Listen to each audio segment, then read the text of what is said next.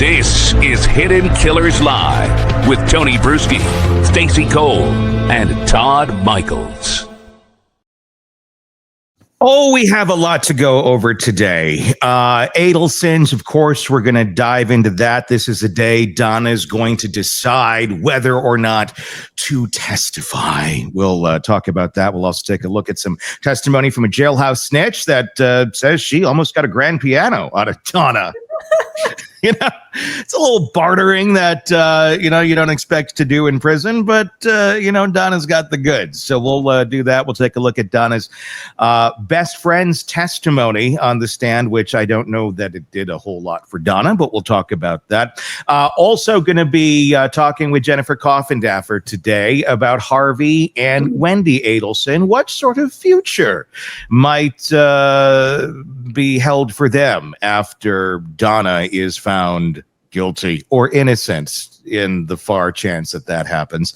And then Siobhan Scott's going to be joining us, psychotherapist and author, and we're going to go into the world of family enmeshment, which essentially is the Adelson family. Is it good? Is it bad? Why do so many people keep coming back for more? We're going to talk about all that in the second hour of the program. But be sure to press subscribe wherever you're listening to us or watching us so you don't miss us every day. And in the comments section, be sure to let us know your thoughts, your questions, and we'll try to get to them throughout the program today. But first, we're going to start with some new breaking news. Bryan Kohberger, there's a new detail that has come out that's not going to be just floating away from our radar. It's not about the crime itself, but what was happening in his private conversations right after. And when you hear it, you can't really help but ask what exactly was going on here. So, the night after the murders, Bryan's mother, they're talking, as they have been. As you know, Bryan Kohberger and mom are pretty tight. They were talking the morning of the murders, right after, for several hours. And then throughout the day later, he was on the phone with her constantly while he was in jail. But this is an interesting one. The night after the murders, Bryan's mother sent him a news article. It was a link, not just any article. And I don't know how odd this is. That's why I'm curious to get everyone's reaction on it. This one spelled out how Xana Kernodle had bruises all over her body and how she had fought back against the attacker. That's what was being alleged in that article. Think about this for a second. Mom sending her son a link to the story about the brutal murder may be normal. I can kind of understand that. But does it land a little differently while the two of them are already on the phone together? Obviously, she probably doesn't know that, Lil Bry is the one behind it. But does it strike you as normal? Let's just start there in casual conversation that mom would be sending Bryan, links to this horrible crime. It did happen where he's at. So is it strange on that level? Let's start there. Well, it's odd. Now, I say that as we have an audience of people who love true crime. Mm-hmm.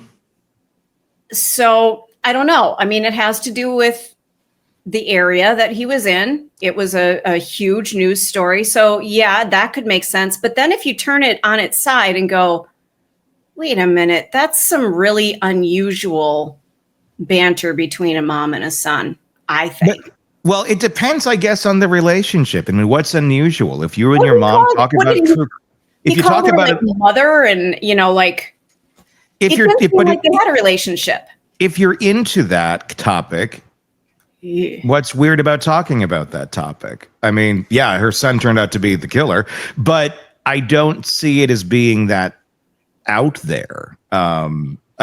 For example, Devil's Den, that occurred here, where the monster went into the woods and killed the husband and wife recently, and we were covering that quite heavily.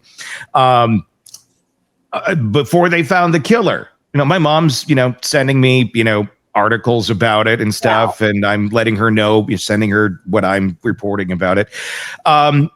So, we talk about those sort of things somewhat. We don't dive into every case. If I said Karen Reed, you'd probably have no idea what I'm talking about. But I don't know.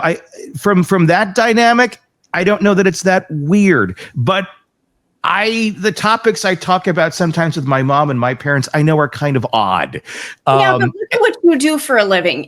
You are the exception. Yeah. I mean, well, but he's a criminology student. So again, is it odd? I don't know. I mean, look, I remember when I was a kid going into the radio station and telling Todd some of the conversations I had with my mom, and Todd would be like, huh? Wait, what's going on there? And in true Todd fashion, I remember none of that. So no, you blocked it out is what happened. Yes. Yeah. But yeah. I don't know how odd that is on the surface, but that's gotta be a weird one to have to try and, comb through all this time later. Yeah. You got to be looking at everything that he said to you on those phone calls and going, what does it mean? What was he saying? I mean, it gets even stranger right after that, their conversation, her texts the next morning to him. And this is interesting. And this is all from some of the criminologists and some of the folks who were digging into the Cellbrite data. And this is what they were telling Ashley last night on Banfield on News Nation, that her messages veer into coffee beans, a line about a sweet girl working at a coffee shop, totally disconnected from the weight of what they had just been talking about. It does appear that there might be some pieces to this conversation that are missing. As we know, he was deleting things, but what we do have is her communication to him, not necessarily his out or what they had spoken of. So, I mean, it kind of leans a little bit towards, well, it looks like they had been having some sort of conversation about some girl he thought maybe was cute that worked at the coffee shop. Well, and remember, we've talked about the barista who had a close run-in with him. Yep. So what part of that conversation's missing here, where he's obsessing over this woman who knows nothing about him? Yeah. And he's talking to mom about her. Yeah. And you don't talk to mom about somebody unless things are cooking, I guess, Or I wouldn't think, but we don't know the dynamic either. Yeah, what's odd about it is that both the topics, the bruises all over the victim's body, okay, that is something that, from my understanding, he might really enjoy talking about because of what he's into. I mean, we know that about him. Yeah. And then the coffee part of it and the barista and all that, it's just, if you just look at it by itself, if you didn't know everything that went down in that situation, you'd be like, just conversation, little weird, but this was like, it was almost feeding him to me. He seems to have very few modes of what he talks about and what he goes on. I mean, it's interesting as we learn more about him. He enjoys talking about knives and knife sheaths, as we know that he loved, like, just randomly talking to the woman at the hotel about that in the hallway. He likes to talk about the coffee and the girl at the coffee shop. It's very narrow obsessions that he goes on, which goes with the autism. That's a lot of that sort of thinking.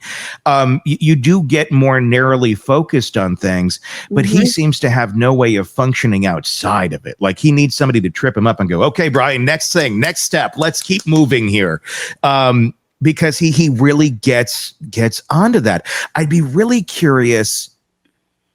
I'd love to know from that mom, what was that conversation like about the bruising, and I hate gory details. I do not like talking about them. We don't show the pictures. We don't do any of that shit because I don't think it adds to the story. But what I am curious about is that conversation. Was he excited? Did that perk Bryan up to sit there and talk about, well, I think this might have happened or that might have happened? The way that Papa Roger character came out online and said, well, I think this, and seemed to have knowledge beyond what was in the current publishings of the moment. If mom could look back and say, well, how did he know that? Well, but don't forget too, and I'm not defending Bryan Kohberger. Please don't ever put me in that category.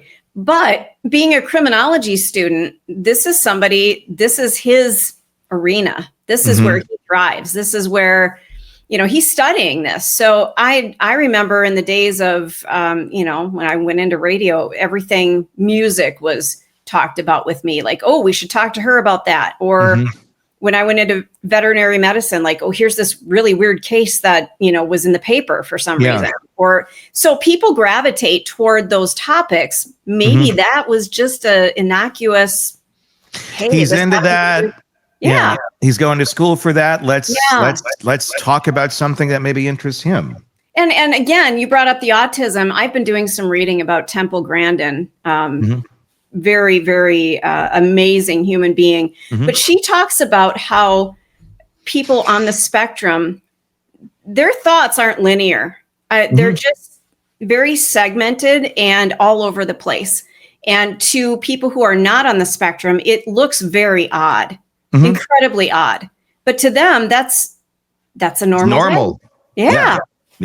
So from our perspective, not being on the spectrum, it's really disconcerting to see this journey that they take to get through a topic.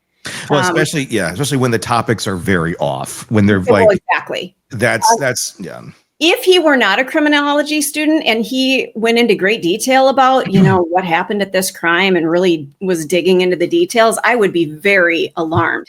But he has that degree. So to me, it's like, it's just another day at the office.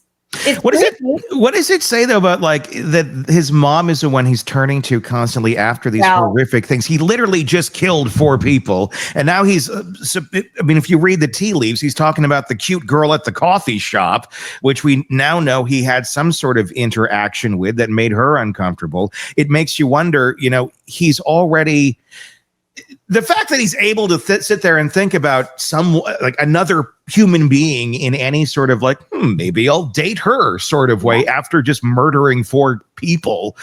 It makes you wonder. I wonder how much in code he spoke to his mom. I wonder how much, gazing at the stars meant something else other than it seems to mean. If he was speaking in certain ways of, I got a crush on this girl, or I like this girl, is more like I'm going to stalk her type. And I've been staring at her outside her window, Mom. She likes Pantene Pro V. Do you like Pantene Pro V, Mom? I want to buy it. I want to smell it. That sort of creepiness. Maybe he didn't have the capability. It sounds like I'm defending Kohberger. Stop me. I'm not. We know you're a pro-burger. No, I'm not. I'm honest to God, I'm not. But I'm, again, doing more reading on this. He does not connect with other people on an emotional level. He does not know how. And not that he couldn't learn, but I think it's really difficult. And I just don't think he had the fostering environment for that to occur. So he doesn't relate to people. He makes people feel very uncomfortable with the interactions. And I just don't think he has a lot of friends. So Mom's always going to be there. He doesn't know how to navigate people. Right. That's his thing. That's a very hard thing with autism too, because you don't naturally know how to do it. So it's like a lot of learned type behavior, but he doesn't seem to value that lesson. And if he doesn't value that lesson, he just continues to hit his head against a brick wall, never going, maybe that's a lesson I should pick up on because it might help me get from point A to point B. But he's always just like hitting up against the wall. I don't know why nobody wants to talk. Like, well, that's you. Another interesting piece of that reporting about those letters, or beyond the reporting that he was talking about with his mom and that letter that she sent to him. He sent some letters to Washington State University around that same time. His teaching assistantship was in jeopardy. He responded not with one, but 2 very different letters. The first letter was very groveling. He begged to keep his position, stressed how much he needed the insurance, emphasized his GPA and his dedication. It was like a pleading type letter. Please keep me. Then a little bit later, sends another one. That one flipped. And it went after a female professor directly in it. It laid out why she was wrong and he was right. No humility, just pure arrogance in that one. Like Jekyll and Hyde, depending on who he knew was going to be looking at this letter. And specifically, We see his anger towards a female erupting again. It's the same personality that we've heard described by his colleagues.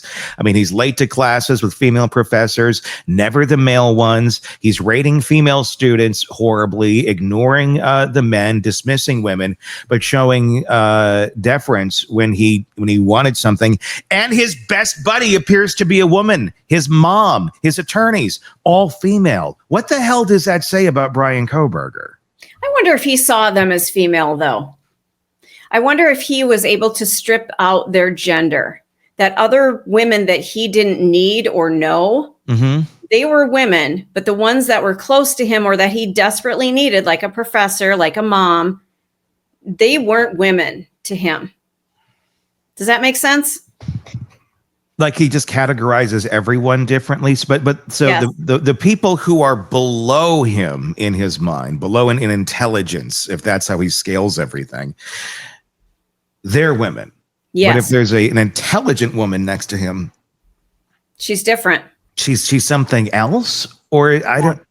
Again, it's putting things into those compartments that he needs to be able to relate to them because it's so uncomfortable. You open this door, he respects him. He loves his mom. He trusts his mom. He trusts these attorneys. And shut that one. Open this door over here, and they're pieces of meat and can't be trusted. And it's pulling the doors back in all these different bizarre ways that Kohberger does. That's Bryan Kohberger. Let us know your thoughts in the comment section on YouTube. That's the latest of the little puzzle pieces that we keep learning about the early warning signs and really the after warning signs of Bryan Kohberger. But now let's move on to Donna Adelson. And we got a lot more on Donna. And what's going to be interesting as of our recording of this today and our live broadcast of this today, Donna is going to be deciding whether or not she's going to testify. The judge has given her till noon today on the 3rd to make that decision. So we will see. I'm going to go with the big probably yes. Stacey? Yes. Oh, my vote is absolutely yes. She is so going to hop on that stand. I think she's just been itching to. Todd? I mean, you have to say yes to that. I want to go the other way just in case there's some cash on the line here. But Let's see. No. Right. I'm going to go with that she's going to testify. I think she's too Donna. She's too full of herself not to. Yeah. And I don't know what else you do at this point, quite honestly. I mean, it's gotten pretty bad. We're about to take a look at some testimony from Jailhouse Snitch, who also testifies to how close her and Donna got. Apparently, kind of fooled Donna a little bit because this woman used that closeness to her advantage. Some will argue that, well, maybe that takes away from the credibility of it. It really doesn't, because when they examine the letters, when they examine the handwriting, when all of that, it all points back to Donna. Let's take a look at some of the testimony from the Jailhouse Snitch, and we'll break it down as we go along. This is the one who says that Donna offered her a grand piano for favorable testimony. Let's take a look. Were you recently incarcerated in the Leon County Jail with Donna Adelson? Yes, I was. And did you become friendly with her during the time that y'all were both in the jail together? Yes. How long were you together in the jail? I can't remember exactly, maybe around 4 months. Were you in the same pod that whole 4 months? Yes. And when you're in the pod together in jail, is it easier to become friendly than it is on the outside? Yes. Why is that? We're together 24/7, so. Okay, and I want to ask you about whether Mrs. Adelson, during the time that y'all were friendly, ever discussed her case with you. Yes. Was her bringing up her case something that she did a lot, or was it only one time? It was often. So it was something that she was Doing talking a lot. about daily. Yes. And was it a bunch of different aspects of her case she would talk about, or only one thing? It was different aspects. Did Donna Adelson ever talk to you when she was talking about her case? Did she ever mention any concerns about the testimony of her son, Rob Adelson? She did. She said she was extremely worried about his testimony. Okay. Did she ever mention to you a state witness by the name of Catherine Magbanua? Yes. And was Ms. Magbanua somebody that was known to you? Yes, I knew Miss Magbanua from being locked up with her years before it was brought to her attention. Brought to her attention that you knew Magbanua? Yeah. Okay. And at some point, did the defendant try to recruit you to become a witness for her in this case? Yes. How did she first approach you about that? She asked me if I would be willing to do it, and I said yes. Okay. And was this topic discussed one time or more than one time? More than once. How many times can you estimate? A lot? A lot, yes. Okay. And what is it that she wanted you to testify about? She wanted me to testify about numerous different things about Kay, mostly about Miss Magbanua. And Miss Magbanua, you knew her by the nickname Kay? Yes. Okay. And so she had some things she wanted you to say about Kay. Correct. At some point, did she prepare a script for you of exactly what she wanted you to testify to? She did. State's Exhibit 62. Do you recognize State 62? I do. Is this the script that was prepared for you by Ms. Adelson? Yes, ma'am, it is. Whose notebook is this? That's mine. And whose handwriting is this on this first page? Let's pause it for a That's- second. I'm sorry, that That's made a me laugh. lovely notebook. You're going places? Not really. The notebook, in case you're listening to this, they're showing it on the screen, and it says in big gold lettering on a big red backdrop, "You're going places." Can I show you something? Can we come to me for a second? Oh God, do you have the same notebook? No. But here's what I do have. I am dazzling. Do you know what it is? It's my divorce notebook. It's got Oh all my my God. financial. It's got so I guess I can relate. You're relating to the Jailhouse snitch. What are you gonna do? And you were pro burger earlier today. So Wow. it's been quite a morning for you, Stacy. Excellent. You're going places. Well, let's see exactly where she's going and what's in that notebook. Donna, Miss Adelson. Okay, so she wrote this in your notebook. Yes, ma'am. And what is it you were supposed to do with this information? I was supposed to study it and answer it Oh, correctly on the stand for her. So this is what she wanted you to say in court. Yes, ma'am. So for example, how did you know Donna Adelson? You were supposed to say everyone knew her. She's been on the news. I've seen and heard about this on TV shows and read it in the newspaper over the years. Correct. Coaching him. Do you read the newspaper? No. Okay. Did you know much about her or her case prior to coming in contact with her in the Leon County Jail? No, ma'am.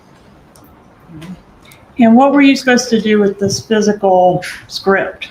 I was supposed to copy it down and give it back to her. Okay, copy it into your own handwriting? Yes, ma'am. Did you provide this item to my office? Yes, ma'am. And was it copied and returned to you? Yes, ma'am. What did you do with it once you returned with the original to Leon County Jail? Return it to her. It says that you approached Mrs. Adelson and told her you had information about Kay that you wanted to give her. Is that true? No. This says that Kay told you that she told Charlie on the night of the murder that some friends of hers went to Tallahassee and killed him. Did Kay ever tell you that? No, ma'am. Okay. She asked him to give her the 1/3 of $1 million that he was going to pay his sister so that she could relocate with her children to Miami. He went crazy on her. He said that that was going to be an offer to his brother-in-law not to kill him. Did Kay ever say any of that to you? No, ma'am. She convinced him that the murderers think a woman is paying for this. They don't know Charlie. She told him she wouldn't tell her friends who he is. She can keep him safe. So she was, according to this story, extorting money out of Charlie, but he didn't know it. He thought she was his friend, but really she was his enemy. Is that the deal? Yes, I suppose that's what it's supposed to be. All right, and Pause that then for a second there. Kay, Catherine. Is anyone following what she's trying to say? No. I am. Like Okay. Okay, then she's tell us. well, she's trying to get Drina to say that Catherine was the one who came up with the whole murder thing. Okay. Just for fun, just go kill this guy at random. It is amazing to me that even in prison, she is trying to control everything. Yeah. That's all she knows. I mean, this doesn't make any sense. I mean, it's definitely messed up, but yeah, basically she's trying to say, my understanding, that it was Kay or Catherine's idea to actually go through with the murder. So Catherine decides she's going to go and take out Dan Markell just for the hell of it, and then say that it was because the Adelsons wanted it to happen. And in doing so, she's going to extort them for $3,000 a month so they don't go and turn on them and say that the Adelsons ordered the hit. Is that it? That's my understanding. Wow. Wow. That's big. She's going She's going places. She's going places. Score. That's quite a twisted story. Only like a true, real, malignant narcissist could make up in their mind and then put on to, paper and say, here, say this. Wow. And trust Drina not to do something with that. Like, I don't get it. Again, she put cash in a washing machine.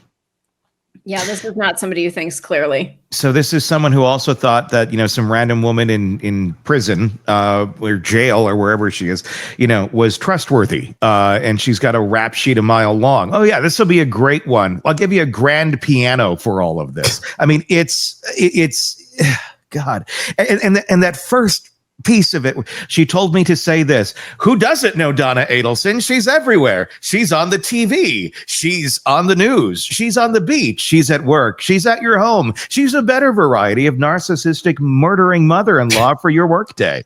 I mean, she's nuts. Mm-hmm. God, let's continue. Never mind Daniel ever say any of that to you. No. Do you know, are you familiar at all with Charlie Adelson's trial or his trial testimony? No, Here, she laughed about how easy it was to extort, and extort is underlined. Did you underline that, or did Mrs. Adelson underline that? I didn't underline it. Okay. How easy it was to extort him for the money. He wouldn't have to take her out to a fancy dinner. She could buy plenty of fancy dinners with the $1/3 of $1 million. She said she fooled her baby daddy and she fooled Charlie. Sigfredo would do anything for her, and he did. Did Kay say any of this to you? Okay. Charlie was scared and easy to extort. What a stupid fool. He believed her that she was keeping him safe from the killers. Ha ha, what a joke. Is that the type of language that Catherine McDaniel would use? No. Do you know her well enough to tell this jury that she wouldn't say something like, what a stupid fool, ha ha, what a joke? Yeah, she wouldn't talk like that. But that's what Mrs. Adelson wanted you to come in and tell this jury. Yes, ma'am. Did she give you anything or promise you anything in exchange for reciting this script? Well, I was in jail. I received packages and phone calls, and I was promised things as well. What type of packages? Packages are in jail just like a bunch of basically gas station food, but it's exciting when you're in jail. Okay, and what about phone calls? What do you mean by that? Just the phone calls are very expensive from jail, so she would let me use her phone to call my mother and other people. Okay, and you said she promised you other things in the future. What other types of things? $10,000, a grand piano. What else? She promised me cameras, but None of that came to fruition. no. Okay. And what about pills? Did she mention anything to you about pills? Yes, that if I needed pills, that I could call a doctor named I think Obed, I think that's his name. Yes. And that person would write you some prescription? Yes, ma'am. And why would you be in need of prescription medication? I'm a recovering drug addict. Did she tell you that if you were to be released that you could make these phone calls, including this phone call to Dr. Obed? Yes. Okay. And how were you going to get these other items, like the $10,000? The money would be through something called Zelle. Okay. And who was going to send the money through Zelle? Harvey. That's her husband, Harvey Adelson? Yes. And Harvey. Yeah, good How luck were you with that. supposed to contact Harvey Adelson? Through a phone app called Signal. Okay. Had you ever heard of the phone app Signal before? No, ma'am. This is placeholder media. Wow. Oh my God. Wow. Wow. Okay, I can't see Harvey using Zelle or Signal. I'm sorry. There are people my age that can't use those products. I don't think I use either of them. Good Lord, people. It's like Donna was. I want to say this first and foremost because this is something I think this is the elephant in the room. Gas station food is good no matter where you are. Oh, no. Whether you're in prison, whether you're out for a drive, whether you are just hungry and want a Jack Snack Link, and you know it's questionable what sort of meat may be in that Jack Snack Link, it's still delicious. And you'll eat it. You will, and you'll like it. So that's... I'm sorry. When she said that, I kind of went, well, that's incentive not to go to prison. I don't know. Like I kind of, but it seems that Donna was kind of trying to offer up anything and everything she could possibly think of. Just making shit up, really, at this point. Of, oh, yes, you can call. I have a friend who's a doctor. He can write you prescriptions. Do this, do that. Pretty much knowing that at the end of the day, well, once she's out the door, then she's not going to be a problem for me. I think that's how she thought. She was just going to use her as a pawn, make her believe this shit. And then at the end of the day, well, she's never going to come back and testify against me in court. We got a great comment. Why does it sound like a 90s late night infomercial of the Monster Ballad CD set with how she's trying to sell her story? I mean, that is so great. Beautiful. Beautiful. It really Best is. comment of the day. The Monster Ballad CD set. It absolutely does, doesn't it? There's a viewer who understands our sense of humor. I wonder what was on the Monster Ballad CD set. That makes me wonder. It's like That was Kate, right? Thanks, Kate. That was stellar. You win the internet today. I'm not in charge of giving out the award, but if I were, you win. featuring great hits such as Benny Mardone's Into the Night. Oh no. She's just 16 years old. Is there a creepier song in the world than that song? There is not. And it still tests really well in radio. It's creepy as the video is horrible. It's got a nice, I'm not going to say a nice good melody to it. Yeah, the melody is nice, but the lyrics are horrific. Oh my God. That's Kohberger over there talking, so keep that in mind. Damn it, Todd. There was one the other day I heard, and I'm like, oh, I forgot about that one. It was an oldie. It was another one of those about like you're too young songs. Girl, oh yeah. You'll be a woman soon. There's another one. That was another one. Neil Diamond screwed us over on that one. I forgot what the other, but it was like God. It was like a format almost. It was like predatory jams for your workday. Oh God! You know, it was. There was you're not wrong. But I mean Ringo Starr, she's 16. There's a scary one. Leave her alone. Yeah. Conway Twitty, you've never been this far before. I mean, there's a lot of creepy songs out there. There is. And it was just, I mean, life album right there. Yeah, wait a minute. Where are you getting these? Looking at your record collection over there, Todd? No, Stacy. No. This would be, these are all like in my yacht rock collection of music, you know, and you're just like, I'm going to fast forward that one. That's a little weird. Especially with your daughter sitting next to you in the car. Well, she'll be like, this is insane. Like I've shown her the Benny Mardone's video. Like this is creepy as hell. Well, there's a video for it. Yes. And then we go and watch an episode of To Catch a Predator right after it. And it's like, see, this is how that all works. Harvey in this now too. This is the first time we've really heard Harvey be introduced into this more than just he was at the airport with a one-way ticket as well. At least that I can recall here in this setting.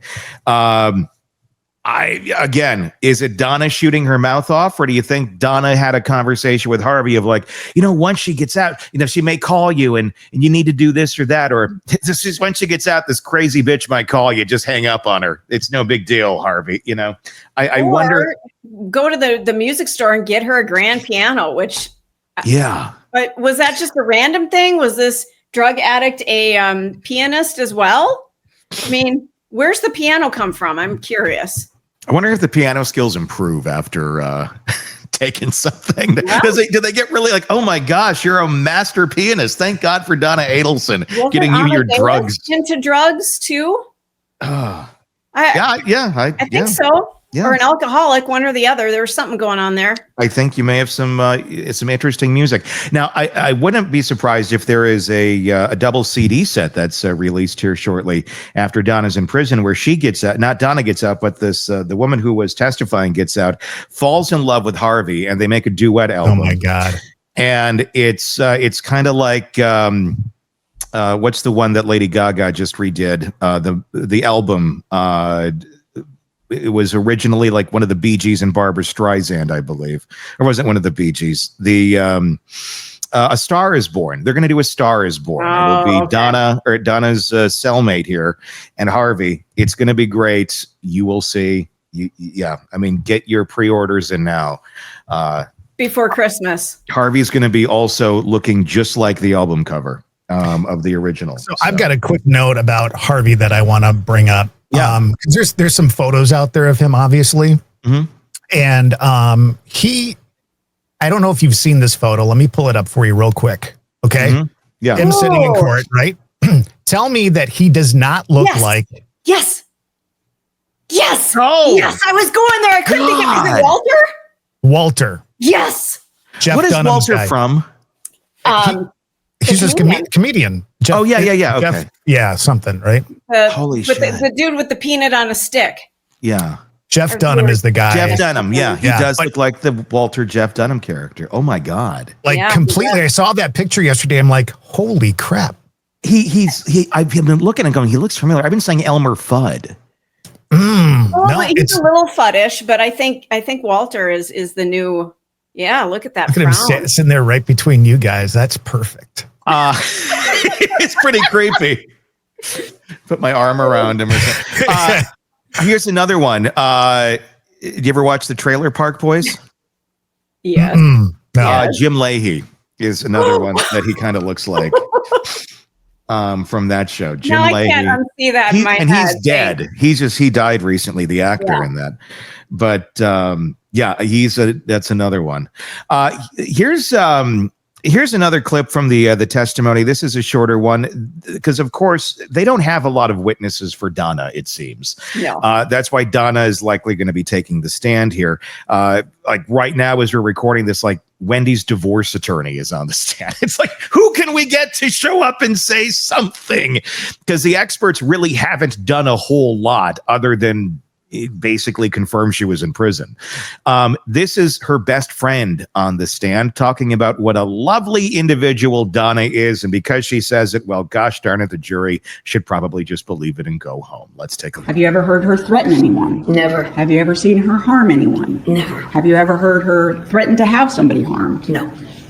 Did she ever make statements to you? Well, let me ask you this first. You were friends with her, obviously, when Wendy was going through her divorce. Yes. During that time period, through the divorce, and up to the time that Danny Markell was killed, you're aware that he was murdered? Yes. Okay. At any time during that period, did she ever say she wanted to have Danny Markell killed? Never. Ever say she wanted him to be harmed? Ever. Okay. Did she ever tell you that she was being extorted in reference to Mr. Markell's murder? Eventually, yes. When she went to Vietnam, or was trying to go to Vietnam to clear her head, she was going to clear her head in a non-extradition country. Can you agree with that? I wasn't aware it was non-extradition. Did Donna ever tell you she wasn't coming back? Never. Well, there you go. Case closed. It makes me wonder, like, what would my best friend know? Bum, bum, bum. Well, I don't the know. officers, there's a lot of tape here that we should be going over. She said a lot of things that I can't deny that she said. So, Right. It's I don't know. I feel like Donna has her coffee friends, and then she has her people. Was that a coffee friend? I think it was a coffee friend. That was a coffee friend. She doesn't know all the intricacies of Donna's family. That'd be very much if she ever accepts the reality of who Donna is. I just couldn't believe that she was. It's too scary. It's too much. It's too shaking. I think to think of someone like that. Mm-hmm. If you're, kind of casual acquaintances, you enjoy the Mick coffee every now and then and the hash brown, and it's like, that couldn't be. That couldn't be, but that couldn't be Donna from the coffee clutch. It just couldn't. Nope. We talked about crocheting and the beautiful plants that I just got at the nursery. I mean, that's probably the depth of that relationship. And gingivitis, what to do about gingivitis. Gingivitis, yes. I'll have my son call you. Yep. You got the gingivitis. Yeah. I forgot my teeth at home. I'm just going to gum the McMuffin today. Oh, they don't go to McDonald's, honey. Yeah, they're probably at the country club. You're probably right. Correct. Those are country club folks. Yeah. Well, there you go. That's take a little closer look at some of the testimony from the trial of Donna Adelson. It's going to be very, very exciting if she takes the stand. And of course, we're going to be breaking that whole thing down, I think, from start to finish, if indeed that happens. But what does the future have in store for Harvey Adelson? What does it have in store for Wendy Adelson? I had a chance to sit down and talk to Jennifer Coffindaffer, retired FBI special agent, about just that. And she gave us some insight on, both of them, where the wheels are turning and what the future may hold. Let's take a look at that. Is Hidden Killers with Tony Bruschi. Here now, Tony Bruschi. Harvey Adelson.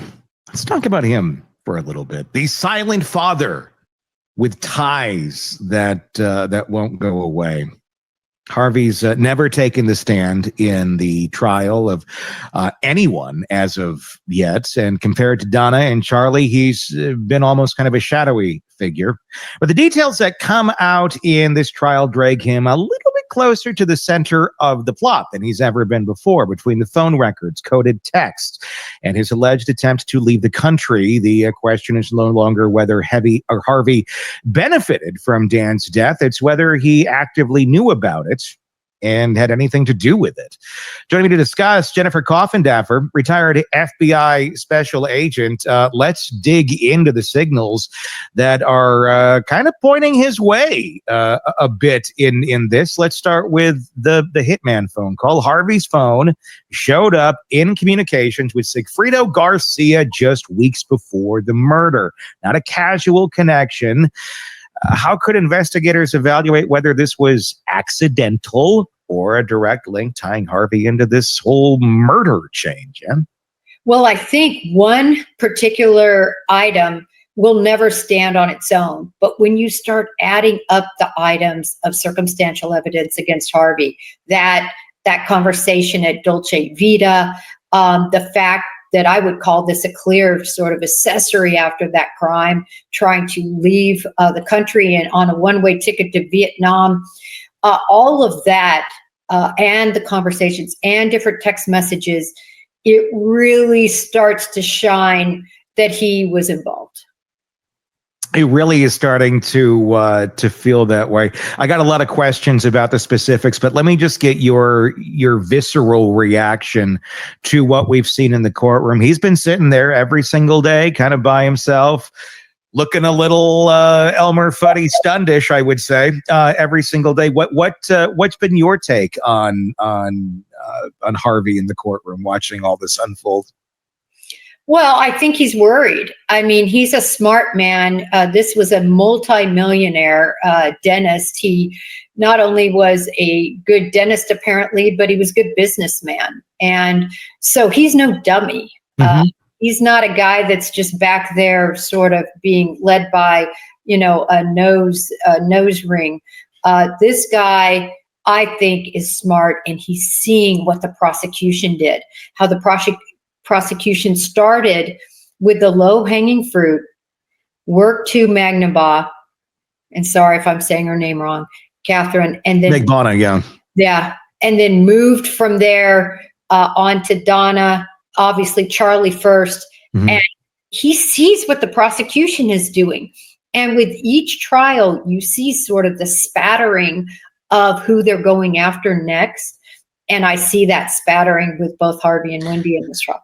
Was he smart enough to keep out of it, though? Was he smart enough to just keep his nose and his business acumen and keep the money coming in and keep the family alive? Or do you think Harvey was part of the larger conversation here that likely was going on between Donna and Charlie and about getting rid of Dan Markel? And God knows if anybody else was in on those conversations. Or did he keep his nose clean? I think that's the big question. Well, I think he knew. Look, they were married forever. I think he knew, not just based on that, but based on the other indicators. That Dolce Vita film, I think, is bad for him, even though the sound is terrible, which often happens. But I think you look at that.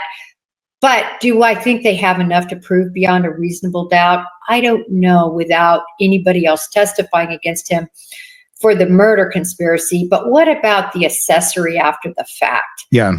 That's where those types of actions that he took to go to Vietnam, it just shows such a consciousness of guilt. I could see them charging and then pulling him down. The Dolce Vita film is a tough one. It is insanely hard to understand. I think a lot of people's eyes glaze over when it's played because it's like, what is this? But I know you've paid greater attention to it. What about it? I mean, for those out there who haven't paid attention to that piece, what is so damning about it for Harvey? Well, the damning part is that's what they're discussing. They're discussing all of this issues in the crime. And why would you discuss that? Now, on the flip side of that, remember, there are other discussions where I believe it's Donna that says, hey, let's not talk about it, basically when Harvey's here. So that's something that a defense for Harvey would be taking a look at, sort of the juxtaposition between the conversation with Charlie and juxtaposing that with, hey, listen, they wanted to keep him out of it. Look, I think he's on the cusp. Do I think that would be a great case against him? No way. This is not a great case against him. But for a lesser charge. It's interesting just to think about what could possibly happen there. This is a family that enjoyed communicating in code, or at least so they thought. They weren't the greatest at it.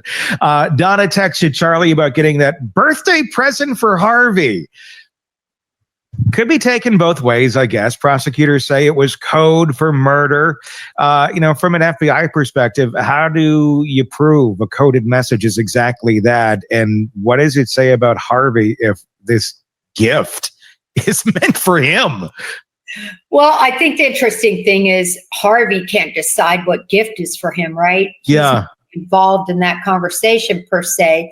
But we love it as an FBI agent. I love it when people start saying, the cake, meaning, or wow, hey, let's go on a roller coaster today. Or how about it's time for a big screen TV.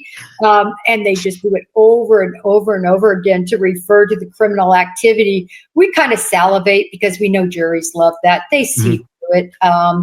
And we all see through it. And they somehow think that that's going to protect them. I guess it is better than saying, hey, how did that murder hit go?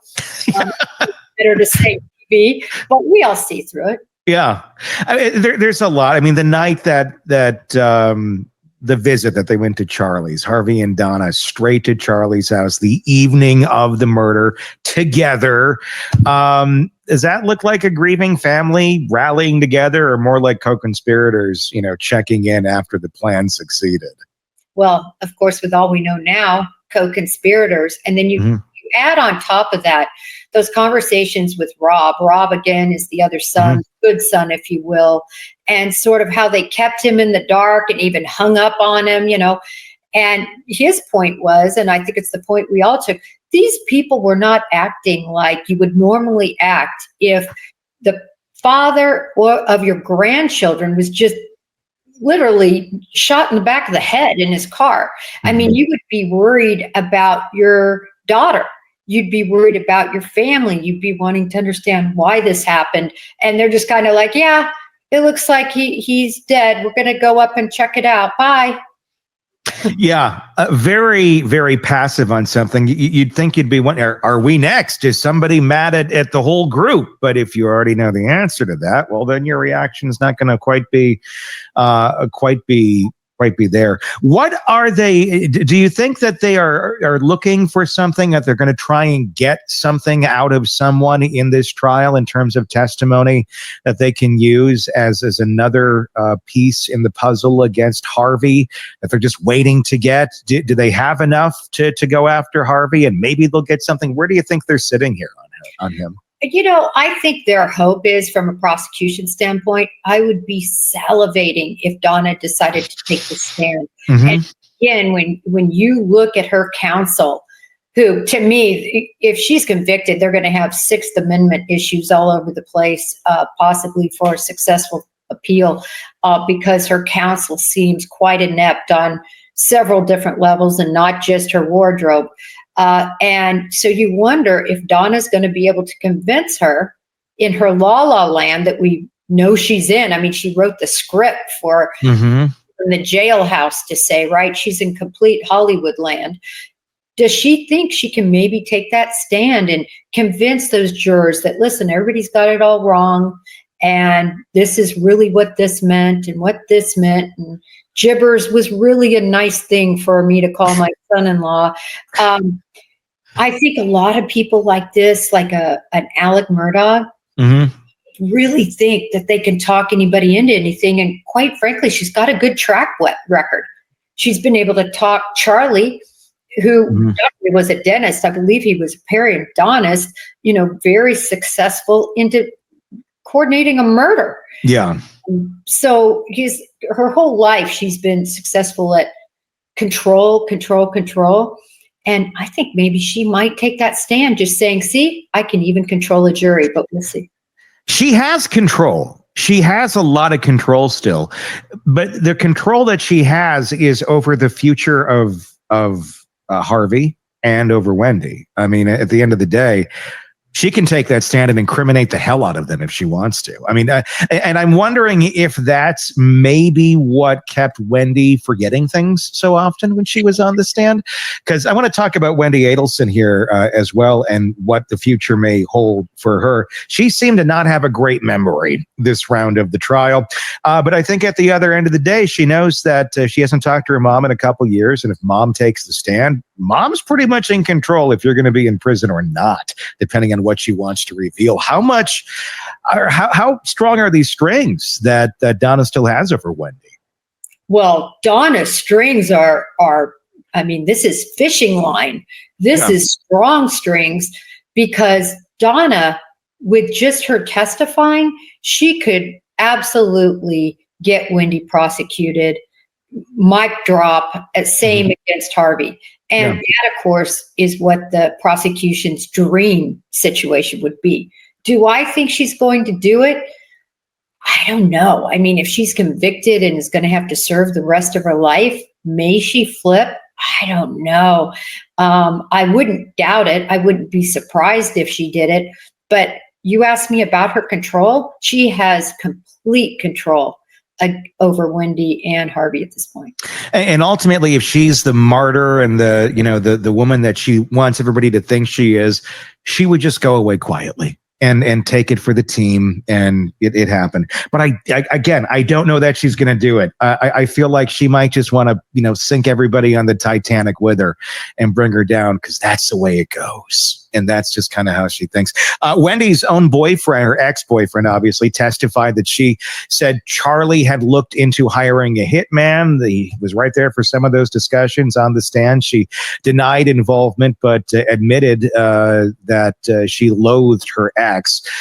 And she's also been careful to distance herself, often saying she didn't recall the very details prosecutors were pressing. So there's a lot that is on the table for Wendy and that ex-boyfriend testifying, admitting that that Charlie had explored that hitman moment, that possibility. If true, how does law enforcement judge whether a statement like that is a credible foreknowledge or just idle venting? Because that would have taken place prior to the hit. Yeah, I think law enforcement would absolutely use that as another piece in the evidentiary pyramid that they would be building. But again, they really need Donna to make the case against Harvey. I'm not sure they need Donna to make the case against Wendy. It's not the strongest case, but they've got a case there. And when you look at the totality of this conspiracy, Tony, I think they could get a conviction before a jury. Do you see them going after Wendy or Charlie after this, or one or the other? Is it one more at a time, or are they done once it very much looks like Donna, it will be going down? Right, Wendy or Harvey? I think that if Donna is convicted, I think they will go after Wendy. Yeah. How soon? Do you think it's like, Wendy, you better have your bags packed and ready? Or do you think it's going to be it might be a surprise one morning for Wendy? Well, we call this, tickling the wire, if you will. They will want to see what the responses are from everybody. You never know what phones they're listening to. You never know what informants that they might be wheedling into Wendy's world and Harvey's world. We don't know. But I can tell you from being on that side, I would be using every investigative tool I had right now to finish and close out this case. So they're going to wait a little while. It's not going to be overnight. And they're going to just see if the tickling, if she's convicted of Donna, gets them any more evidence. Do you think they've been actively investigating Wendy over the last, up until continuing into today, until if they actually do charge her? Do you think that they've been listening to her phone calls? Do you think they've been monitoring her communications, waiting for something for her to slip up, to say something to somebody that is damning enough to finally go after her with? Well, the question is, do they really have the probable cause that they need necessary to listen to her? Why, to do a type intercept? That I don't know, but I can tell you that that's what they would want to be doing. In other words, they'll be looking at her phone call records. I truly believe that on what we call like a pen register situation, or just monitoring them as they occur in the past and getting her records. I think they're actively, definitely still investigating her. I think she's on their list of subjects because, like all of us, I think we see really who was, was she 100% behind this, or was she just one of the people behind it? I think she was one of the people behind it for sure. The fact that, she doesn't recall so many things, and this would have been like, one of, if not the most, traumatic moments in your life. People do block that stuff off. You've had plenty of time to contemplate this. It's one thing not to remember something. It's another, to truly not to not recall it on the stand. It's another to truly not remember it. When it comes down to actually having memory and being able to prove that you have memory of it because you've talked about it, you've sent emails about it, you've done this, you've done that. There's a lot of things that on that stand she just can't recall, and that's a great buffer for her. It provides her the strategy to avoid perjury. But at the same point, there obviously is a lot more that she did in fact have knowledge to. Exactly what that's the piece that's up for question. If they were to go in at Wendy after all of this, is it still an investigative moment? Do they go and question her again at some point? Or at this point, is it, if we're going after Wendy, guns are blazing, not that they're going to, shoot her, but they're going to go in and they're going to make the arrest, and it's not going to be, pretty. I think they would still take a run at interviewing her. Yeah. Obviously, she has counsel, I believe. And so they have to go through that.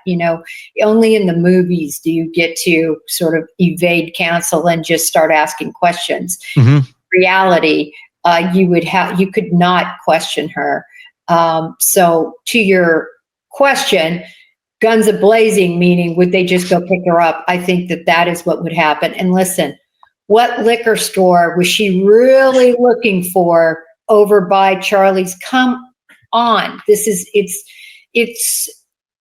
so obvious, but the prosecution is doing a great job building everything up. And I think, maybe they're hoping Donna takes that stand and says something she regrets, or that she decides, I'm tired of, I'm going down, you're going down too.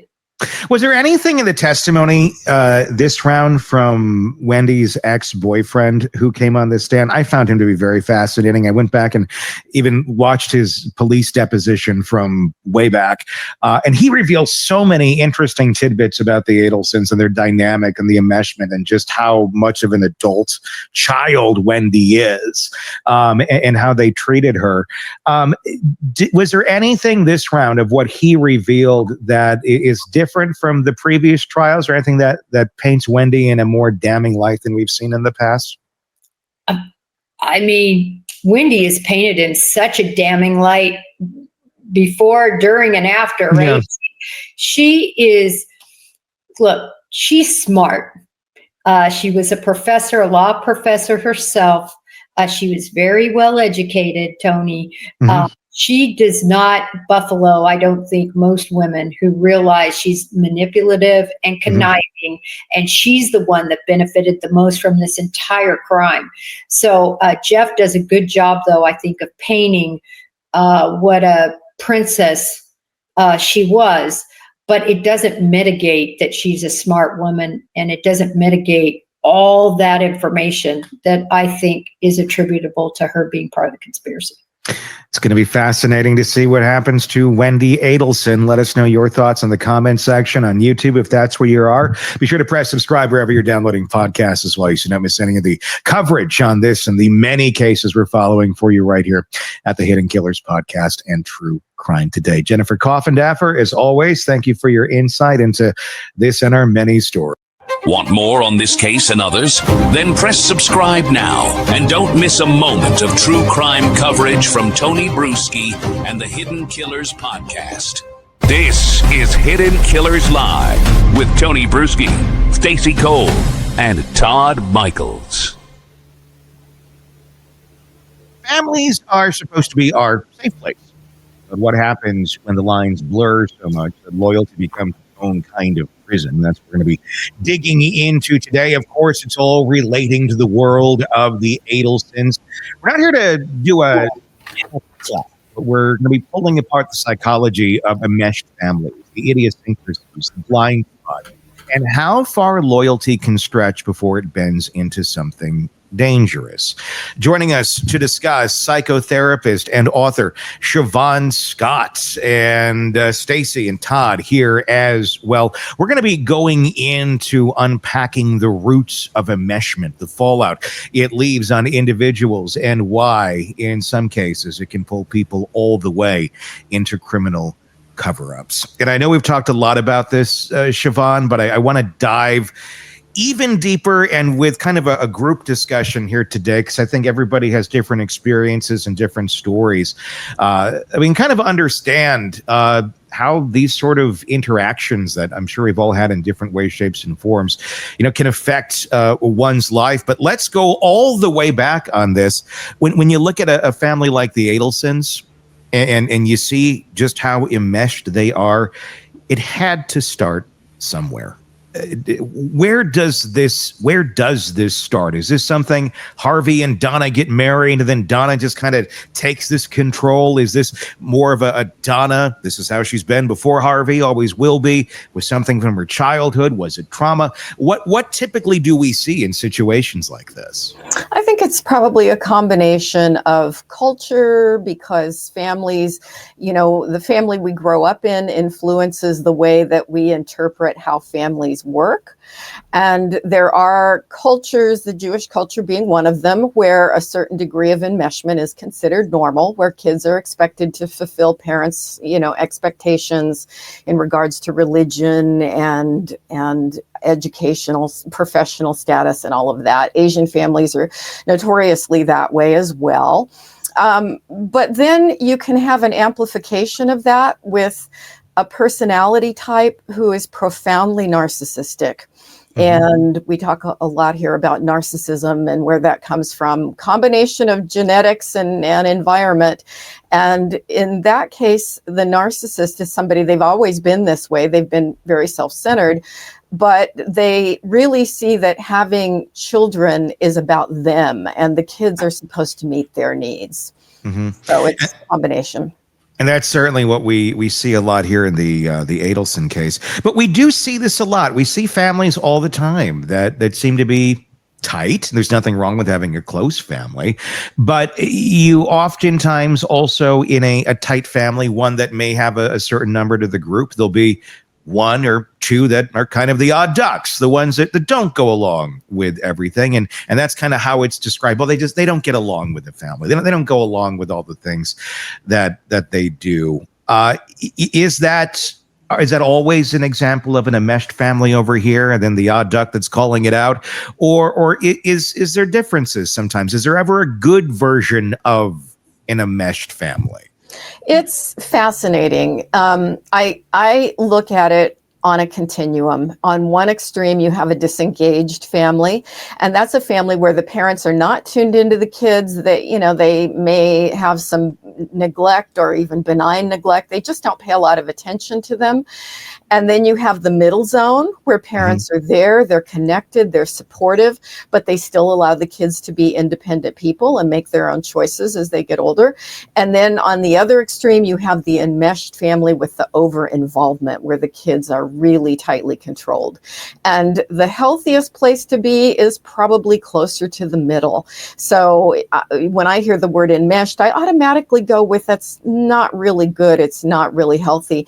So you want parents to be connected, attuned, and supportive throughout their kids' lives, right? I've got middle-aged kids, and I'm still, reasonably attuned. We may only talk once a week or once a month. I'm not certainly involved in their lives to any degree, but I'm there if they would need help. And I think that's the role of parents, is to raise independent adults who have their own identity, but we're always there to be supportive in a crisis. So is this kind of an extension of a helicopter parent, or is this a completely different idea of parenting? I think a helicopter parent is a really good example of an enmeshed parent. Okay. I think that's a newer term, right? We had a book that came out about a decade ago, I think, on helicopter parenting, and it was an Asian kind of style. Yeah. And that's again, some people say, well, you get really high achieving kids from that. You may, but they also may be very anxious and depressed kids. So, well, and look at the Adelsons. They are high achieving kids. Yes. They are absolutely at the pinnacle of their careers. And yet they are falling from their pedestals as we watch. I mean, just literally their worlds are crumbling. So what good was it? What good did it do? I think it did lots of harm, and especially to this extreme where the loyalty to family trumps any sense of ethics and morality, which, most enmeshed families don't go to this extreme, which is why we find this one so interesting. And what's interesting about it too is when you do have the super high achieving kid, like, oh, look what they've done. It looks great on this. It looks great at the country club when they're out there and they're having their breakfast. Oh, Charlie did this. Oh, Wendy's doing that. Oh, did I mention we have to go pick and Donna or pick Wendy up and drive her across the state, and she's a 35-year-old woman because we don't trust her to drive by herself. I mean, there's these bizarre caveats that I'm sure the let's drive Wendy across the state doesn't come up at the coffee clutch, but more so the achievements do. But at the end of the day, you have this totally, I don't want to say totally inept, but a fairly inept adult that isn't capable of acting as an adult at the end of the day, because they know this enmeshment as mom's love, as her caring. It's not looked at as enmeshment. It's not looked at as toxic. It's not looked at as anything bad. So to Wendy, I do you think she even sees any of this as weird or bad, or did see it as weird or bad? I would guess that she's starting to see it at this point, and probably having to face a lot of things about the way she was raised that she didn't see as weird. She went along with it. And often kids see that to differentiate, to develop their own identity, that is going to bring a terrible response from the parent. And so they hesitate to do it. And so they don't have any insight. They don't see it. But with what's gone on in this situation, my guess is she's done quite a bit of reflecting and probably gotten input from other people who were like, you were not raised in a normal family here. Let's go to the root of like, why do you have the kids not pushing back? There was obviously kids push back on everything, but at some point they learned, not worth it, not going to push back against mom. And it stayed true into adulthood. Where is that? Why is that? What was the flipping point of, I don't want to talk back to mom. I don't want to express my own opinion on anything. I think they learn it as toddlers, that if, toddlers are famous for trying to push back on their parents. And I think if you're in a home where mom gets hysterical or really angry every time you push back on her, these kids are raised to not do that. Now, often if there are multiple kids in the family, you'll have one that does. And that becomes the family scapegoat, where, they become sort of the black sheep and they're not meeting the parents' needs. And that's the one that moves across country and just stops talking to them. And the one that calls them out. Yes. Yeah. They don't like that. When you have that going on, you grow up in the environment, you said, it starts as toddlers, and you see mom get hysterical and you see her react in such ways that are not congruent to reality. Obviously, that's a big sign of a kind of a distorted reality that they're viewing life in. How often does that then translate into, well, that little girl, it's going to turn out to be a lot like little mom, or even the little boy might turn out to be a lot like mom. If they're like literally learning cause and effect, mom gets hysterical, she gets her way from toddler age. Yeah, we can guess that this is how Donna was raised, and this is sort of the rules of how family is supposed to work. And so do you replicate this in another generation? They may not, but it's certainly possible that this is their view of kids are there to meet their parents' needs. Yeah. I mean, is it just the fear that mom's going to get upset, or if it's a male figure, if dad's going to get upset, or is it fear of something greater than just them getting mad that drives, this kind of motive in life to operate that way? I think it's a fear of losing their love and not being loyal to the family story, which is we take care of mom's feelings. It's almost like you're going to lose your status, your role in the family, and you lose yourself because you don't have an independent identity. And they're not aware that they're doing this at all. It just happens automatically, which is kind of the insidious nature of it. Yeah. I'm sure there's a lot of people who are listening to this or watching this going, oh, that sounds familiar. And it may be for the first time in their life making that realization or putting a name to it, it's not just, the family's really tight and I don't get along with them, or they see things differently, or they're controlling. There is a dynamic here of what enmeshment is. How does that then translate to folks who grew up in an environment like this, to them branching out in adult life into their own personal relationships, specifically romantic relationships? It creates a huge problem when you have another person enter the family system. And that's usually when one of the adult kids gets married. And I have story after story about adult kids who come to therapy because they're having severe marital problems, because we'll say mom, could be dad, but usually it's mom, is trying to control everything about the spouse. And it creates, where do we go on holidays? How do we raise the kids? I have a neighbor who's fascinating because you can tell they're very enmeshed.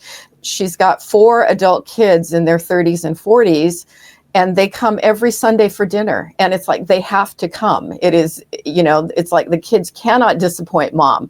And I've gotten to know all of them over the years. And you can just look at things like that, where this is a family ritual, it's a routine.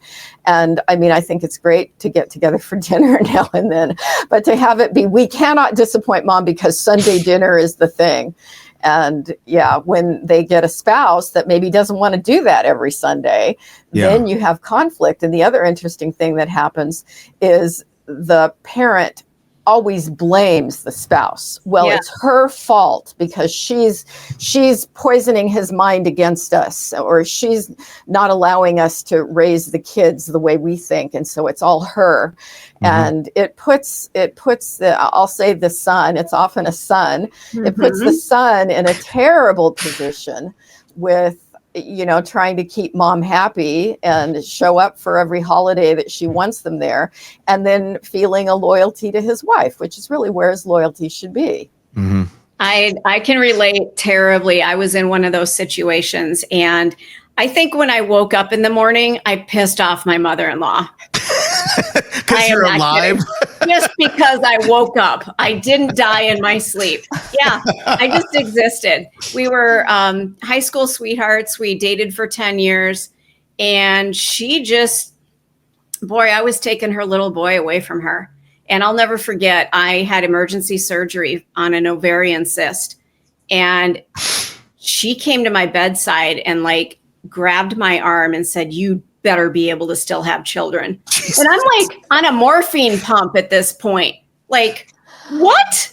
Oh my God. Yeah. So, it's something you can do and fix at that moment too. Let me check.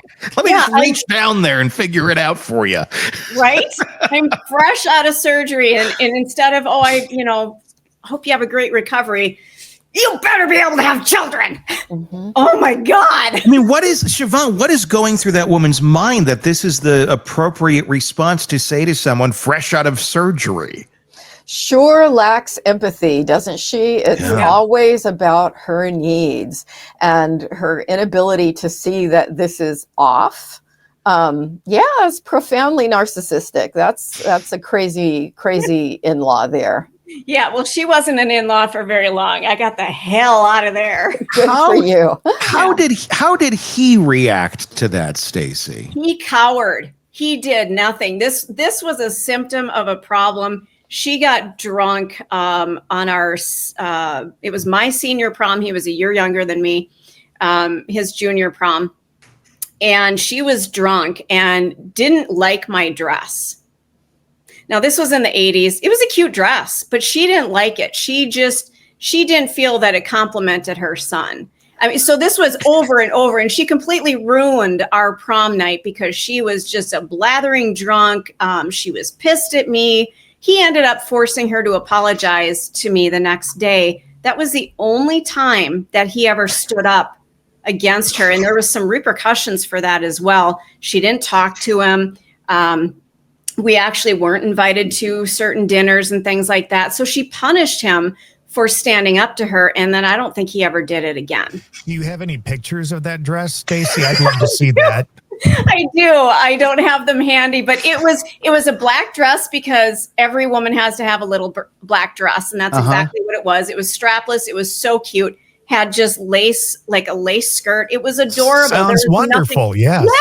I'm sure Todd I'm sure Todd could make an AI version of it right now that is very true to reality, that we could look at here in just a few moments to go back to the 80s. It was traumatizing because I didn't do anything wrong. And all I did was love this boy at the time and thought that we had a future together. And here's this crazy woman who is seeing me as a threat. I mean, almost like a dog, like guarding her bowl of food, and I'm coming in to take a little nugget out of it. And it's like, holy crap, woman. When you have the enmeshed mom role, and let's specifically talk about that, like in Stacey's situation, do they ever get better? Do they ever realize, you know what, after so many relationships that I've destroyed for my child over here, or put this much weight on, do they realize it as they're destroying things, or they're saving their kid probably in their mind because they weren't good enough for them anyhow? Is there ever that moment that they say, I'm going to back off here, I'm going to let you live your life? Or does it pretty much, does the kid, the adult child of the enmeshed mom and the narcissistic mom just pretty much have to go through life and count down the days until they're in the ground for this to stop? Yeah, I wish I could be optimistic. I always try to hold hope, but I can't say that. Have I ever seen one that got insight and changed? I don't think so. And usually you can help the kids, you know, in therapy, learn to set boundaries and gain perspective that this is not normal and it is ruining your relationships. So that's sort of where the shift can happen. Sure. But a person this profoundly narcissistic, that's just who they are. Are there different degrees of this? Because you notice when Wendy was up on the stand, she was still trying to, well, I don't know, and in ways play down her mother's narcissism. I don't know if I call her this, but I call her that. And eventually she kind of does realize it. I think Wendy's also a little bit fearful that Donna holds the cards and could send her to prison for the rest of her life. But take that out of the equation. Do you have different degrees of this where it's harder to always identify in relationships? Because it's not always to such an nth where, you know, the ex or the spouse gets offed by a hitman, but there's the emotional manipulation and things of that nature that don't always come with the giant red flag, and they come with enough of a yellow flag that one can say, well, I was just doing this and that, and you're misunderstanding me. Yeah. It's the degree of insight varies, and as with all these things, there's a continuum with it. And this is a case where it is my guess now that Wendy's gotten some insight from this hellish disaster that's resulted. And is there hope for her? Well, if she doesn't go to prison, hopefully lessons learned here. But I think Donna will go to her deathbed with her story, believing her story, that this was all about saving her children and her grandchildren, and therefore it was justified. Is this kind of like and I don't mean to go back so far to, I want to say the 90s, 2000s, but Everybody Loves Raymond. Is this just Marie Barone on steroids? I never saw it. Oh, come on. Oh, you're killing me, woman. I never saw that. You go watch a couple episodes. I'll have to do that now. Yeah. When you put the nice situational comedy filter on it, it makes everybody feel good about it. But I think that's a lot of what we have in our society. There's very dark, damaging things that characters like this do that don't go to murder, but we write them off so much as well. It's like that sitcom. It's like that character over here. But in reality, I mean, that could be a really dark piece of that sitcom if you really wanted to dive into it. Like, what's going on in Marie's home when she's sitting there? What's going on in her thoughts at night about Raymond and about their life and what she wants to control? It probably wouldn't be so situational comedy like if we were to really dive into that. Yeah. We seem to have ways of, padding the walls a little bit and not wanting to quite grasp the depth of what it is, that we're dealing with. Do enmeshed families typically realize that they're abnormal, or does it take outside intervention for something to happen before someone says, "Hey"? Yeah, I don't think they realize they're abnormal. I think it's also true for disengaged families. I came from a very disengaged family where you were told at 18, you better have a plan and get out of the house, and you're going to be on your own. And so there was no parental involvement in life, certainly from adolescence on. Parents just kept their hands off. And I think that sort of set me up for, really bad decisions, because how do you make a decision when you're 15 about what you're going to do to support yourself? And there was no support for college or anything like that. So I think that there's a degree of cluelessness. No matter what kind of family you're raised in, you just think it's normal. You think that this is how families work. And maybe you get some insight. If why are you anxious and depressed? Why have you made bad decisions? You talk to other people who say you were raised in a really odd situation, but you don't see it until that happens. Is there ever anyone in terms of the third party that comes in a relationship to a family like this that the family welcomes with open arms and doesn't always keep it some sort of an arm's length? Can anyone ever fit that mold?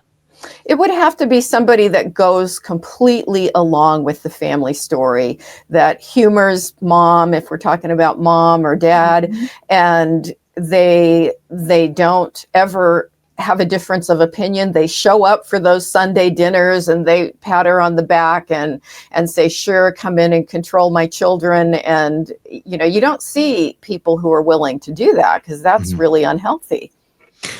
And there's a lot of roles that people end up playing in a family like this. It's not just, okay, mom is the leader, we must make mom happy. It's like bumblebees. It's like ants. Everybody has their role. They have to do certain things for this system to function. And if one gives up, if one doesn't do it right, well, then there's hell to pay. And we see the issues that then erupt within the family dynamic. We see it, certainly here, probably with the Adelsons. Let's talk about those roles a little bit that the different characters in those families play. Yeah, you have and again, it takes multiple kids to have the different roles. Sometimes you can have the family if they only have the one child, they try to, make it happen. But you usually have the one that's there to comfort and rescue mom. And that's sort of the family hero, the family nurse. They can do no wrong. They're the golden child because they say yes to everything and are there to meet mom's needs. And then you also have the family scapegoat. And that's the one that tries to individuate, doesn't see that their goal in life is to keep mom happy. And so everything gets blamed on them. And so you can see both of those dynamics in the family. But usually there's the hero and there's the scapegoat. What about those situations where there aren't a bunch of kids? Can one take on multiple roles at the same time? Yeah, and it may depend on the day or the week, and you can see one person who sort of tries to. And this again, it's not conscious; they don't know that that's what they're doing, but they sort of bounce around between being the scapegoat, because families like this too. There's this projection process of what's really going on. And a lot of it is this enmeshed parent, the narcissistic parent, is projecting their pain outward. And so they're sort of picking on the kid who's not measuring up. Maybe they didn't get straight A's that semester.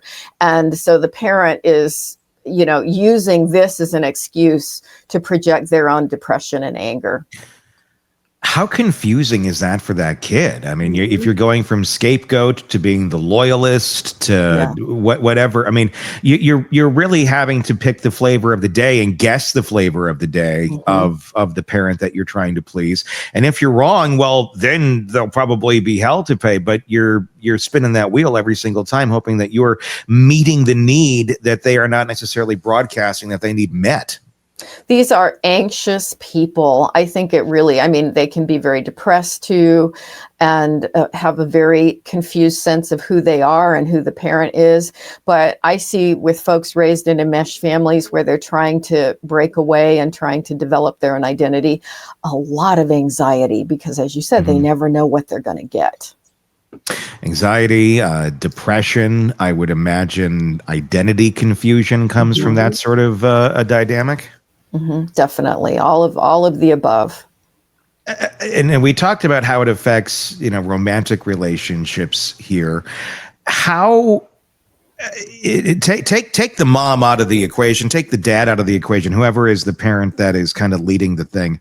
If you're in that relationship and the mom or dad are not at the issue, does that person ever truly find a way to fit or feel comfortable in that outside relationship without mom or dad playing some sort of role?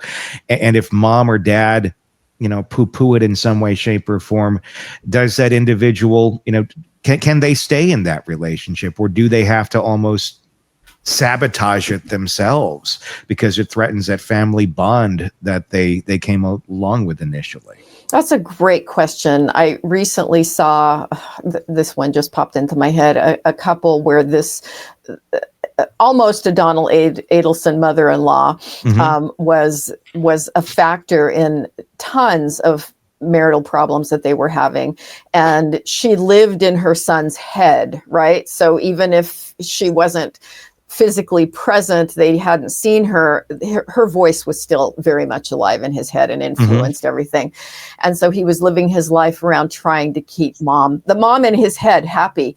But you know what? After both of those parents died in a short period of time, it's as if that lightened up, just the fact that they were dead, and his marriage improved. Everything got better for him. So I think sometimes, eventually they're going to die, and there's hope and life can improve. I mean, that sounds bad, doesn't it? No, it does. Siobhan, it doesn't, because there is something so freeing about, this is going to sound bad. Holy crap. Choose your words carefully. Okay. Something about when the dirt hits the casket top. You're just going right in. I'm going in, baby.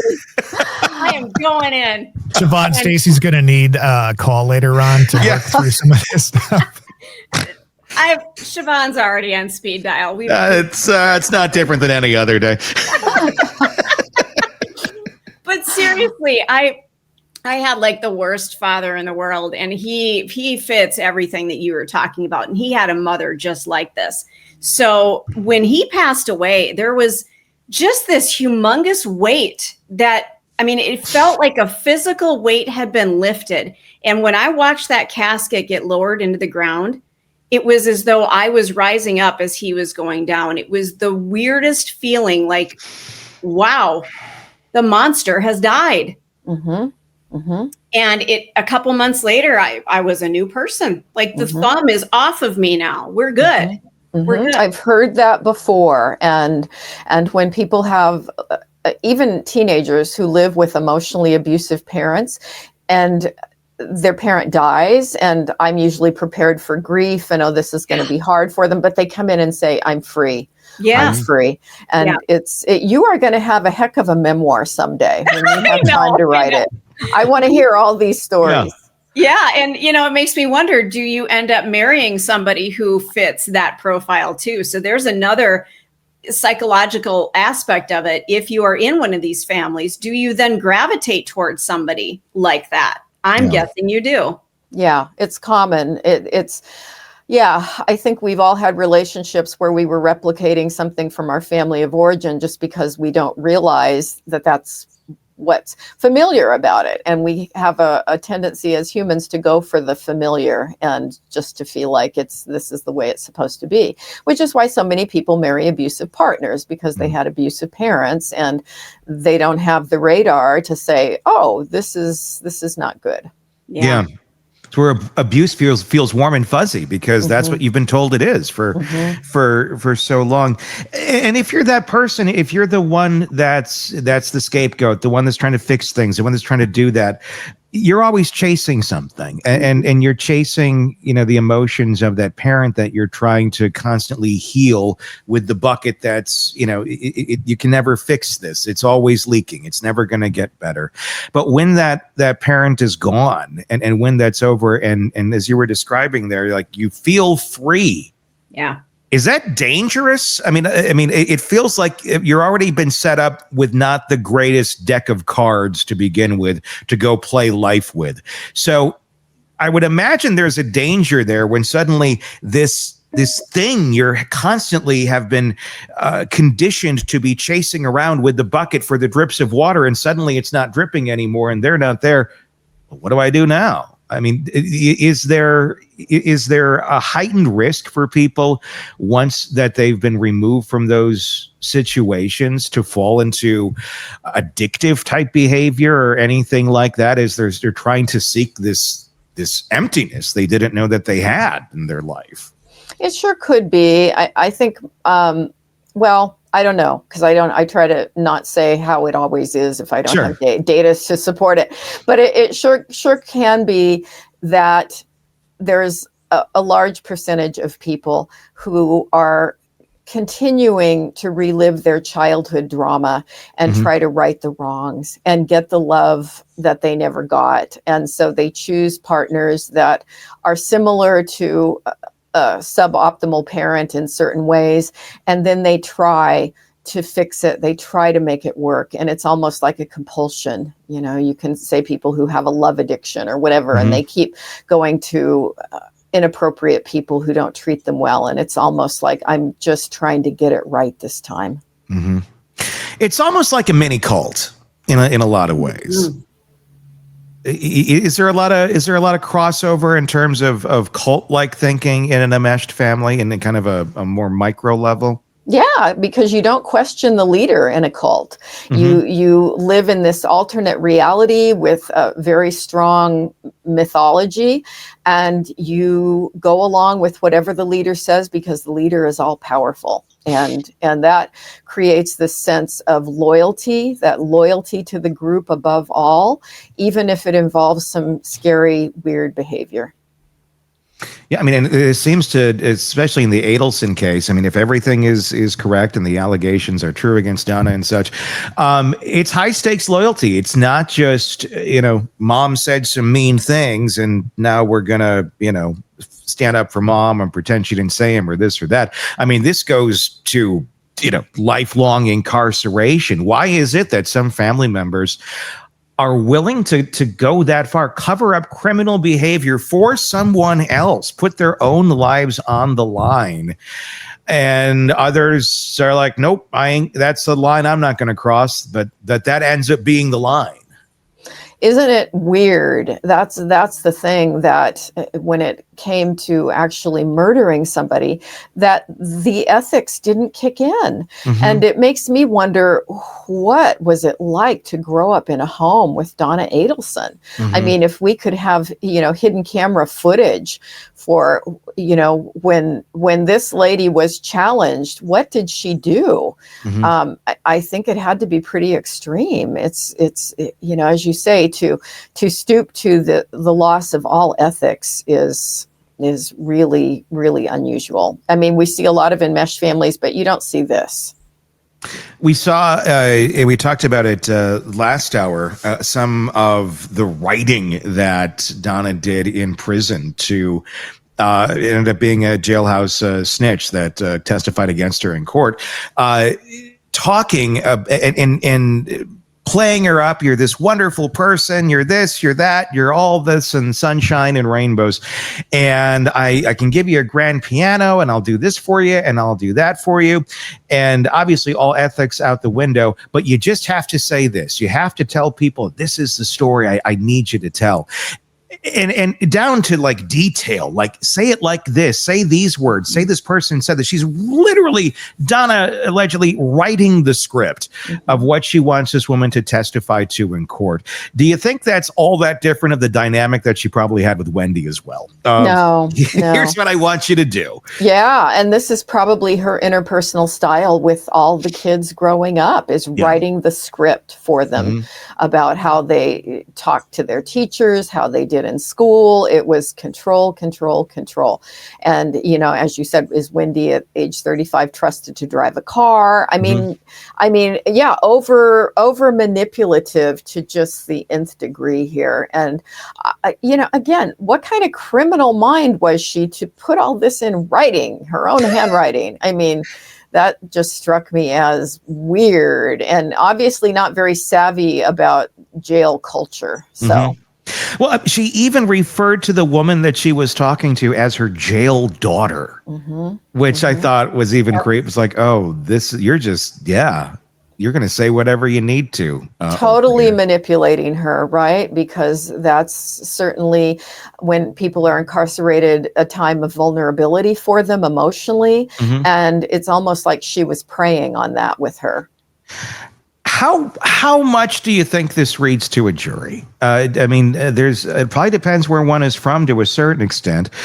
But are people in general good at identifying this outside of their world? If you were to sit there and see this happening in another family, like the Adelsons, obviously we're studying it every day, so it's very easy to see. But are people better at recognizing this outside of their circle than inside of their circle? Like maybe someone came from an enmeshed family, but are you still good at identifying when it's toxic out there, not necessarily inside of your circle? I think that any normal person, hopefully you got normal people on the jury, would be looking at this and thinking, yeah, this is all way off. This is weird. There's a lot wrong in this picture here. I certainly would be going that way on the jury. And I think it's such an extreme case that there's no way this is not going to have a big impact on them. No, it's going to be fascinating to see where this all ends, and really where all of these characters end up at the end of the day. I'm just reading some of the comments here. I wonder how many of her kids' science projects were actually completed entirely by Donna. That was beautiful. And she wrote their essays probably in college too. Another one, Kate says, I'm studying forensic psychology. Donna Adelson is someone I would love to interview and or study, especially with the mindset and the perspective of reality that she has. Yeah, she would be a victim, definitely, how unfairly she's been treated. How do you think the future holds? Let's assume Donna's going to be in prison here for the rest of her life, because it looks like it's probably going to happen. There's no more bribing. There's no more, you do this for me and testify this way. It's going to be great. How is she going to survive? What is the next 10, 15 years of Donna's existence look like behind bars? I don't imagine she's going to thrive, but she is probably a person that will always have a way of manipulating and getting attention. And it may be this style of trying to maneuver and gain favor by mothering people, with this pseudo "I really care about you" stuff. That could be a lot of it. And I would think a person of her age with her pre-existing, let's say, psychological vulnerabilities, which is what this narcissism is all covering up, right? She's probably going to be on some psych meds, and she's not sleeping well, and so I would think the deterioration, I would be surprised if she made it 15 more years. Not that I'm wishing her death, but but it's going to be rough on her. Do you think she's going to make a family in prison and resume her role, but just within the confines of prison? Is there a chance of her becoming, making people her bitches? I mean, just because that's the role that she's used to. So instead of cowering in the corner and woe is me, I can't do what I used to do, could she become the monster that she is on the outside? Could she do that on the inside? She sure could. She's got that style of manipulation and grandiosity, and obviously with the letter that we saw that she wrote, manipulating people's needs. So yeah, that's definitely something that would not surprise me, that would be a style. I mean, she doesn't know how to relate to people in any other way. Right. Wonder how many phone calls Harvey's going to be getting. Harvey, you need to put money in this woman's canteen over here. Yes. And how much of that's going to actually go through before Harvey's like, I'm good. I loved her promising veneers to the one woman. It's like, Harvey will do your teeth for you. Harvey will get you some veneers. He's just going to come in here on the weekend and get those in for you. The promises. Even pianos. Yes. Yeah. And the key is that it's made out of piano keys. That's how they're getting it all done for it. The enmeshed family and that of Donna Adelson. Fascinating subject, and I'm sure one that hits closer to home for a lot of people than a lot of people want to admit. But there you go. The more you know, the more you understand about it, the better you can navigate it, is what I always believe. Siobhan Scott, as always, thank you for coming on. I want to grab your book over here and show it off. Here we go. Both of them, The Minds of Mass Killers. You can get it wherever you get books, and also your memoir, Nightbird, also available wherever books are sold right now. Do go and check that out. All right, that's going to wrap up today's program of Hidden Killers Live. Let us know your thoughts in the comment section. If you're watching us on YouTube, be sure to press subscribe wherever you're downloading podcasts so you don't miss any of our coverage on the many cases we're covering for you right here at the Hidden Killers Podcast and True Crime Today. For all of us, I'm Tony Bruschi. We will talk again real soon.